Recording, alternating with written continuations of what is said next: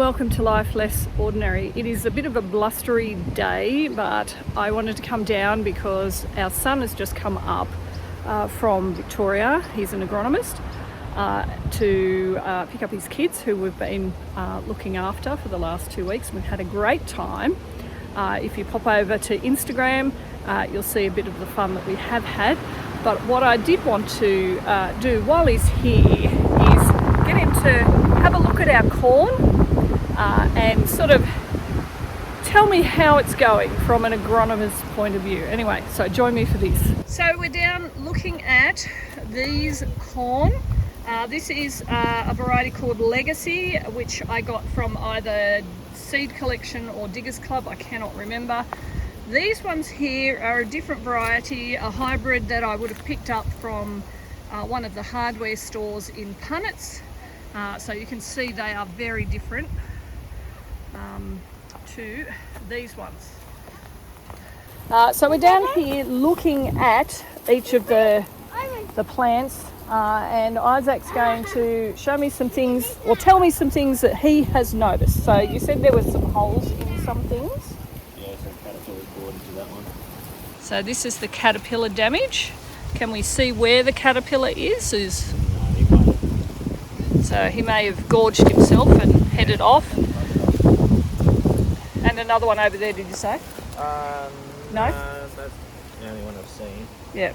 So there's, it's a matter of inspecting each of the plants and seeing something and thinking, okay, what is going on there? So you can see that there's some debris left behind and definitely eating into that. So that's a caterpillar, apparently.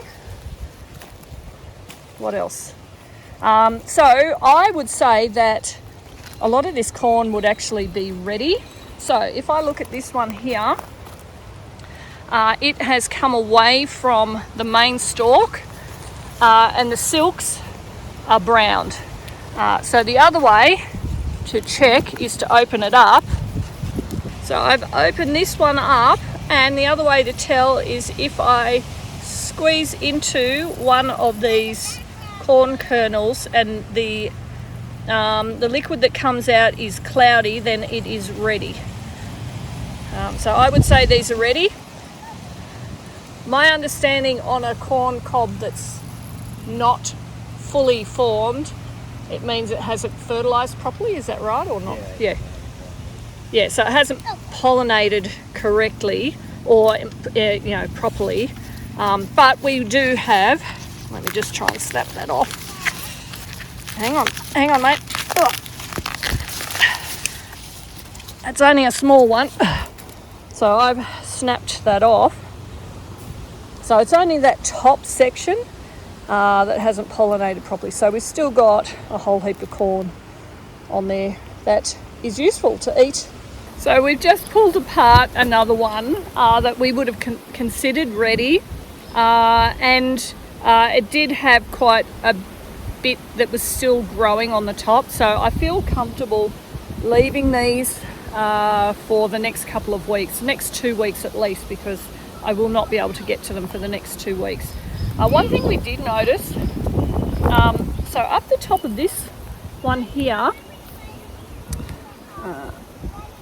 it looks like it's throwing off this funny little cob of corn right up the top where the tassels are. Now we were just talking about that, and we think it's probably kind of like a mutation. So if I wanted to seed save from this bed in particular, because these were a heritage variety, if I wanted to seed save for next year, I would not take from the plant that has this mutation on it. What I would do is find the best looking cob from here, and I would take the corn from that and keep the corn cob dry, let it dry out so that I can then get the seeds off next season and use those. I would not seed save from these ones because these are a hybrid. So So then we were also looking at these ones because these had been planted a little bit later, and like I showed you earlier, these are a different variety.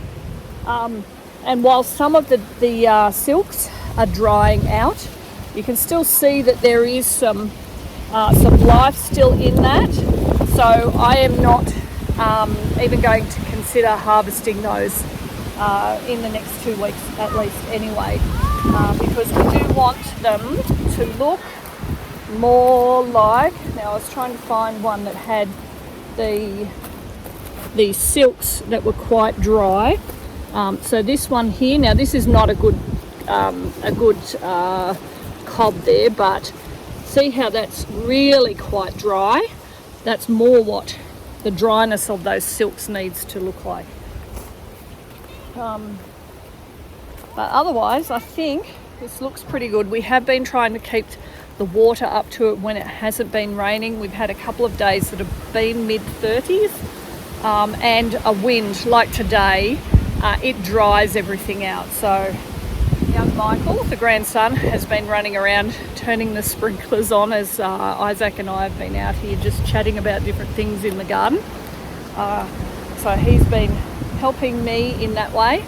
But hopefully this has been a little bit of an insight into some of the intricacies or difficulties of growing corn, knowing when it's time to harvest, looking for some of the insects that might be affecting the growth, affecting the actual cobs themselves, like this caterpillar that's obviously gotten into this one down here.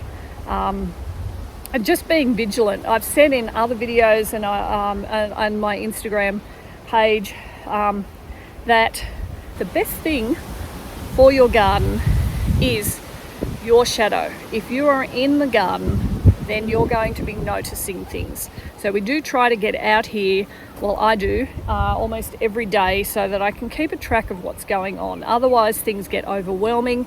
All of a sudden you see a whole crop of things that are dying for some reason, whereas if you've been down here, you're noticing things as they happen, and you're more likely to be on top of them and be able to react and fix or deal with the problem. Anyway, thanks for joining us as we live our life less ordinary.